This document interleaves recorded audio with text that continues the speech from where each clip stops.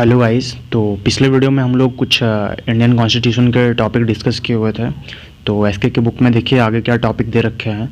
तो ये है भारत संबंधी तथ्य। तो कुछ नोट हैं, तथ्य हैं, यहाँ से क्वेश्चंस बन जाते हैं स्पेशली डिफेंस एग्जाम में।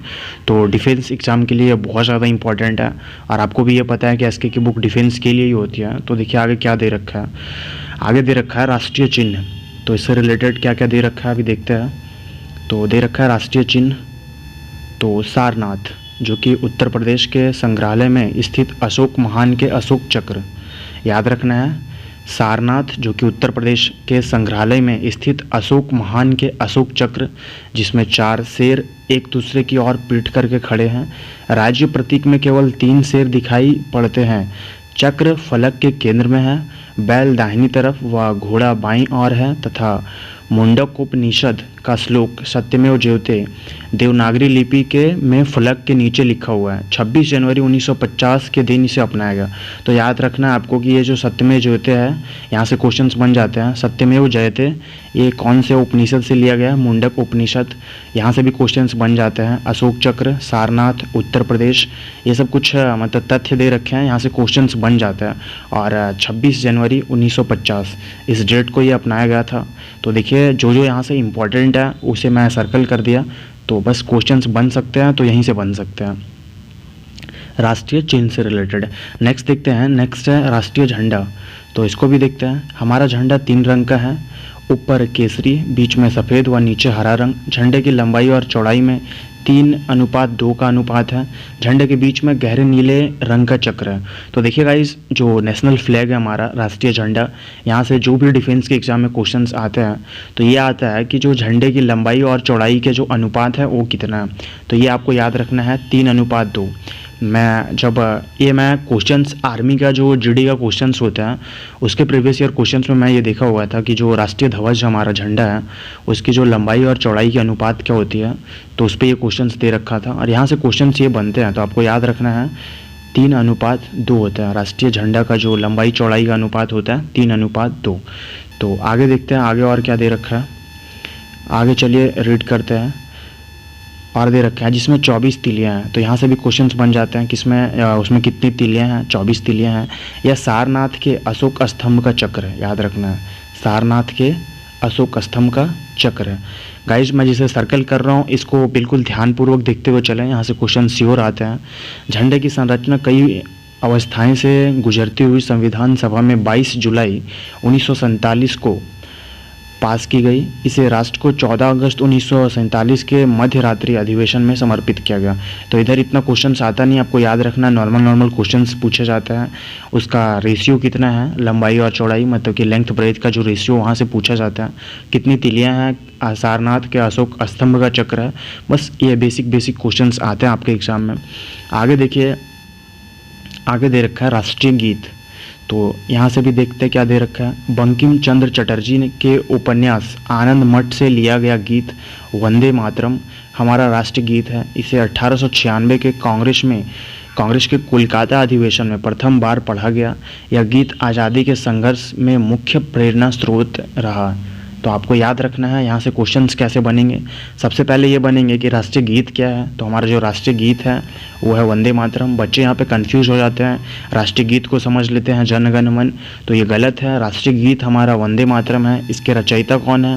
बंकिम चंद्र चटर्जी। और सबसे पहली बार 1896 में कांग्रेस का जो अधिवेशन हुआ था, कहाँ पे? कोलकाता अधिवेशन, वहाँ पे प्रथम बार ये पढ़ा गया था। तो याद रखना है इसमें जो क्वेश्चंस बन सकते हैं उसे मैंने सर्कल किया। बंकिम चंद्र चटर्जी जो इनके रचयिता हैं, राष्ट्रीय गीत हमारा वंदे मातरम है। फर्स्ट टाइम 1896 में कांग्रेस के कोलकाता अधिवेशन में पढ़ा गया था। तो यहाँ से क्वेश्चंस इस कदर बन सकते हैं।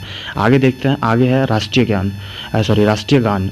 तो देखिए ये सब बेसिक नॉलेज हैं जिसमें बच्चे कंफ्यूज हो जाते हैं। याद रखना है सबसे बड़ा कंफ्यूजन इसी में होता है। राष्ट्रीय गीत हमारा वंदे मातरम है और राष्ट्रीय गान जो है हमारा जन गण मन है।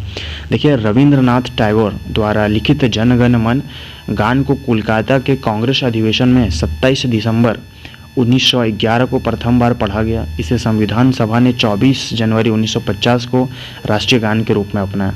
तो याद रखना है कि हमारा जो राष्ट्रीय गान है वो क्या है, जन गण मन है, और रविंद्रनाथ टैगोर जो हैं इनके रचयिता हैं। और प्रथम बार इसे भी कोलकाता का जो कांग्रेस का अधिवेशन हुआ था वहीं पे पढ़ा गया था, बट इसे अपनाया कब गया था, 24 जनवरी 1950। तो याद रखना गाइज, ये कुछ बेसिक तथ्य थे जिनके आधार पे आपसे क्वेश्चंस पूछ लिया जाता है, और ये बिल्कुल बेसिक सा क्वेश्चंस होता है, उतना डीप में आता नहीं है। आपका एग्ज़ाम का लेवल आपको भी पता है। आगे देखते हैं, कुछ और बेसिक दे रखे हैं। ये तो आपको पता ही होगा, ये सब बिल्कुल बेसिक है। राष्ट्रीय पशु हमारा क्या है, बाघ। राष्ट्रीय पक्षी हमारा क्या है, मोर। फूल क्या है, कमल। राष्ट्रीय नदी गंगा, और जलजीव जो है वो क्या है, डॉल्फिन, जो कि नेशनल है। याद रखना ये सारे नेशनल चीज़ें कुछ भी आपसे पूछी जा सकती हैं, क्योंकि आपके एग्ज़ाम का जो लेवल है ये आपको पता है, बिल्कुल बेसिक चीज़ आती है।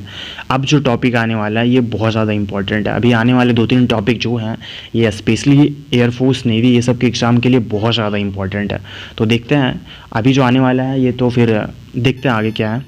दे रखा है भारत में प्रक्षेपास्त्र, क्या है, भारत में प्रक्षेपास्त्र। तो देखिए ये सब रक्षा मंत्रालय के अधीन मतलब ये होता है। तो ये सब चीज़ों से, क्योंकि आप कहीं ना कहीं डिफेंस सर्विसेज एग्ज़ाम की प्रिपरेशन कर रहे हैं, तो इससे रिलेटेड क्वेश्चंस पूछे जा सकते हैं आपसे।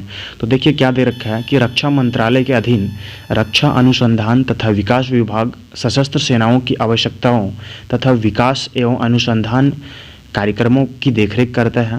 इसके अंतर्गत रक्षा अनुसंधान तथा विकास संगठन DRDO, याद रखना है DRDO, तथा 50 प्रयोगशालाएं हैं। तो याद रखना ये चीज़ क्या है, इसके बारे में बताया गया है। तो आगे देखते हैं आगे क्या क्या है, क्योंकि यहाँ से क्वेश्चंस बन जाते हैं। देखिए है पृथ्वी, देश में निर्मित भारत की प्रथम मिसाइल पृथ्वी जमीन से जमीन पर मार करने में निपुण है। विभिन्न प्रकार के लक्ष्यों के साथ इसकी मारक क्षमता 250 किलोमीटर तक है। तो याद रखना है देश में निर्मित भारत की प्रथम मिसाइल कौन थी, पृथ्वी। तो भारत की प्रथम मिसाइल पृथ्वी थी, और ये ज़मीन से ज़मीन में मार करने में ये निपुण थी। तो ये मिसाइल है, प्रथम मिसाइल है भारत का, कौन सा, पृथ्वी। नेक्स्ट देखते हैं, नेक्स्ट है त्रिशूल। त्रिशूल ज़मीन से हवा में मार करने वाला कम दूरी का प्रक्षेपास्त्र है। इस प्रक्षेपास्त्र की जो मारक क्षमता है 5 मीटर से 9 किलोमीटर तक है।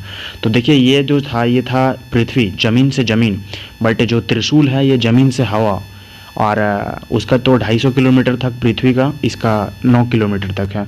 तो याद रखना ये सब मिसाइलें हैं। आगे देखते हैं, ये सब का आप नाम भी सुने होंगे, पृथ्वी, त्रिशूल, अग्नि। तो देखते हैं नेक्स्ट, अग्नि ही है। अग्नि मध्यम दूरी का जमीन से जमीन पर मार करने वाला प्रक्षेपास्त्र है, जिसकी मारक क्षमता 2500 किलोमीटर तक है। अग्नि प्रथम एवं अग्नि द्वितीय, जिसे सफल परीक्षण के बाद ही सेना में शामिल कर लिया गया। तो याद रखना ये भी एक मिसाइल है जो कि ज़मीन से ज़मीन में मार करने वाला प्रक्षेपास्त्र है। तो इस चीज़ को याद रखना है, इसकी मारक क्षमता कितनी है, 2500 किलोमीटर तक है। देखिए गाइस, आप डिफेंस के एस्पिरेंट हैं, तो आपको ये सब चीज़ों के प्रति सीखने का एक लालायित होना चाहिए आपको, और ये सब चीज़ को जानने के प्रति एक्साइटमेंट होना चाहिए। आई होप कि मैं आपको ये सब चीज़ें बता रहा हूँ। अगर आपको पहले से नॉलेज है फिर तो बहुत अच्छी बात है। अगर नॉलेज नहीं है तो ये सब चीज़ पढ़ने के बाद, या तो आप मेरे आवाज़ को सुन रहे हैं, ये सब चीज़ मैं डिस्कस कर रहा हूँ, तो शायद आपको अच्छा लग रहा होगा, क्योंकि हर एक डिफेंस एस्पिरेंट को डिफेंस से रिलेटेड कुछ भी चीज़ होती है वो अच्छी लगती है। मुझे भी लगती है। तो देखिए नेक्स्ट दे रखा है, तो ये भी मिसाइल है आकाश। आकाश एक अति आधुनिक बहुलक्ष्य आयामी जमीन से हवा में मार करने वाला प्रक्षेपास्त्र है। इस प्रक्षेपास्त्र की मारक क्षमता 25 किलोमीटर है। तो याद रखना है ज़मीन से ज़मीन, ज़मीन से हवा, और ये भी ज़मीन से हवा वाली है। तो आकाश, ये भी मिसाइल है। नेक्स्ट देखते हैं, नेक्स्ट आगे क्या दे रखा है। आगे दे रखा है नाग। आप ये सब मिसाइल का नाम सुने होंगे जितना भी मैं अभी डिस्कस कर रहा हूँ। तो एसके की बुक में बस इम्पॉर्टेंट जो होती है वही दे रखा है, क्योंकि नॉलेज होना ज़रूरी है। नाग एक टैंक नाशक फायर एंड फॉरगेट प्रकार का निर्देशित प्रक्षेपास्त्र है, जिसकी मारक क्षमता 4 किलोमीटर तक है। याद रखना जो नाग है वो जो टैंक होता है, एक टैंक होता है आर्मी के लिए, आर्मी लोग उसका यूज़ करते हैं। तो नाग क्या करता है, अगर कोई हमारे दुश्मन है, जैसे अन्य देश के कोई बॉर्डर पे आ रहे हैं टैंक लेके, तो ये जो नाग है ये टैंक को ही उड़ा देगा। तो टैंक जो है वो नाग जो है ये टैंक नाशक है। तो टैंक को उड़ा सकता है ये। नेक्स्ट है ब्रह्मोस। तो देखिए ब्रह्मोस मिसाइल का नाम सुने होंगे, काफ़ी ट्रेंड में रहता है। यह क्रूज मिसाइल रूस के सहयोग से तैयार की गई है। तो याद रखना इसे रूस ने बनाया था ब्रह्मोस एक टाइम पे, और हमेशा ये ट्रेंड में रहता है। मैंने जितना भी अभी मिसाइल डिस्कस किया, आई होप कि आप एक दो का नाम नहीं सुने होंगे, बट ऑलमोस्ट तो सुने ही होंगे। देखिए गाइस, और नेक्स्ट जो टॉपिक है ये भी बहुत ज़्यादा इंपॉर्टेंट है। आप अगर डिफेंस के एस्पिरेंट हैं, आपको इतना नॉलेज होना चाहिए और यहाँ से क्वेश्चंस पूछे जा सकते हैं। स्टैटिक जीके का ये सब मोस्ट इंपॉर्टेंट है क्योंकि डिफेंस से रिलेटेड है। तो देखिए सेना के सहायक संगठन, तो याद रखना आपको, जिसे पैरामिलिट्री बोल देते हैं, ये सहायक संगठन है। वैसे तो Indian navy, Indian air force, Indian army ये तो मेन है, और बाकी ये सब सहायक संगठन होते हैं, पैरामिलिट्री फोर्सेस जिसको बोल देते हैं। तो देखिए क्या है नहीं है, पारदेशिक सेना, इसकी स्थापना 1949 में की गई थी। इसमें 18 से 35 वर्ष तक के नागरिकों को भर्ती किया जाता है। या असंकालिक स्वैच्छिक सेना है। इसमें पैदल सेना, इंजीनियरिंग व चिकित्सक टुकड़ियाँ होती हैं। याद रखना है कौन सा, पारदेशिक सेना। नेक्स्ट देखिए, नेक्स्ट है एनसीसी। तो एनसीसी का फुल फॉर्म क्या होता है, नेशनल कैडेट कॉर्प्स। याद रखना है इसकी स्थापना 1948 में की गई थी। इसमें 3 विभाग हैं, सीनियर, जूनियर और बालिकाएं। यह छात्रों का संगठन है। इसमें 3 पार्ट्स, थल सेना, नौसेना, वायुसेना है। तो याद रखना है ये एक संगठन है एनसीसी। नेक्स्ट देखिए, नेक्स्ट है कोस्ट गार्ड्स। अगर आप लोग कोई कोस्ट गार्ड का प्रिपरेशन कर रहे हैं तो प्लीज़ कुछ तो नॉलेज होना चाहिए आपको। तो गाइज़ मेरा क्वेश्चन आप लोगों से ये है, चलिए मैं बता ही देता हूँ, कोस्ट गार्ड डे कब मनाया जाता है। क्वेश्चन मेरा ये है कि कोस्ट गार्ड दिवस कब मनाया जाता है, मतलब तटरक्षक दिवस कब मनाया जाता है। चलिए आप बताइएगा कमेंट करके मुझे, मैं अगली वीडियो में इसका आंसर बता दूंगा। देखिए कोस्ट गार्ड, इसकी स्थापना 1962 में की गई थी। युद्ध के समय में इसका कार्य सेना की सहायता करना है, या शांति काल में या पुलिस की सहायता करता है। तो याद रखना है बेसिकली ये हेल्प के लिए बनाया गया था, और ये मतलब नेवल है क्योंकि ये कोस्ट गार्ड है, तटरक्षक है, तो ये पानी में रहता है। तो बेसिकली ये नेवी को ज़्यादा हेल्प करता है, नहीं तो इसका काम तो हेल्प करना ही है। तो ये सब तरीके से हेल्पफुल रहता है कोस्ट गार्ड। नेक्स्ट है CRPF, central reserve police force, केंद्रीय रिजर्व पुलिस बल। इसकी स्थापना 1939 में की गई थी। उस समय उसका नाम क्राउन प्रतिनिधि पुलिस होता था। यह शांति के समय कानून व व्यवस्था को बनाए रखने व युद्ध काल में सेना की सहायता के लिए होती है। तो देखिए गाइस, अभी यहाँ जो टॉपिक दे रखा है बेसिकली ऐसा समझिए कि जो भी पैरामिलिट्री फोर्सेस हैं उससे हमारा इंट्रो हो रहा है, मतलब उसके बारे में कुछ जानकारियाँ मिली है। नेक्स्ट वीडियो जो मैं लेके आऊँगा यहाँ से क्वेश्चंस ऐसे बन जाते हैं कि सीआरपीएफ के अभी चीफ कौन है, बीएसएफ के चीफ कौन है, तो उससे रिलेटेड और भी कुछ नई जानकारियों के साथ मैं नेक्स्ट वीडियो बनाऊँगा। तो अभी बस जिस तरीके से एसके बुक में दे रखा है उस तरीके से डिस्कस करते हुए चलते हैं। तो नेक्स्ट है हमारे पास बीएसएफ, बॉर्डर सिक्योरिटी फोर्स, सीमा सुरक्षा बल। तो इस चीज़ को देखते हैं, इस चीज़ में क्या दे रखा है। देखिए गाइस, यहाँ से क्वेश्चंस ऐसे आते नहीं हैं कि इसकी स्थापना कब हुई, बट एक दो बार आ चुका है तो इस चीज़ को क्लियरली बोल नहीं सकते कि नहीं आता है। बट मैक्सिमम क्वेश्चंस यहाँ से ऐसे आते हैं, कई बार फुल फॉर्म पूछ लिया जाता है, कई बार, और मैक्सिमम चांसेस ये होते हैं कि इसके चीफ पूछते हैं कि कौन है नहीं है। तो ये नेक्स्ट वीडियो में हम लोग डिस्कस करेंगे। देखिए इसकी स्थापना, मतलब कि बीएसएफ की स्थापना 1 दिसंबर 1965 को की गई थी। इसका कार्य सीमाओं की रक्षा करना व तस्करी को रोकना है। आंतरिक मामलों में शांति स्थापना करने के लिए इसका उपयोग किया जाता है। इस समय 156 बटालियन है, तो आपको ये चीज़ याद रखना है। नेक्स्ट है आईटीबीपी। क्या है आईटीबीपी? इंडो टिबेटन, मतलब कि जो तिब्बत है बॉर्डर पुलिस, तो भारतीय तिब्बत सीमा पुलिस।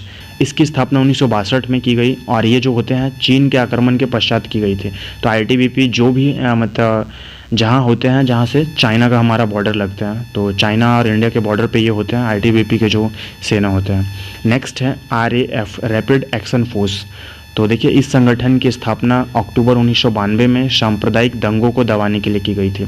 तो कई बार आप देखते हैं कि देश में बहुत सारे दंगे हो जाते हैं, दंगे फसाद होते रहते हैं, तो ये इसका काम यही है कि उस चीज़ को रोकना, रैपिड एक्शन फोर्स। तो कैसी लगी गाइज आज की वीडियो, आप लोग को कमेंट करके बताइएगा। Thank you so much. आज के लिए इतना ही, मिलते हैं नेक्स्ट वीडियो में। Thank you so much.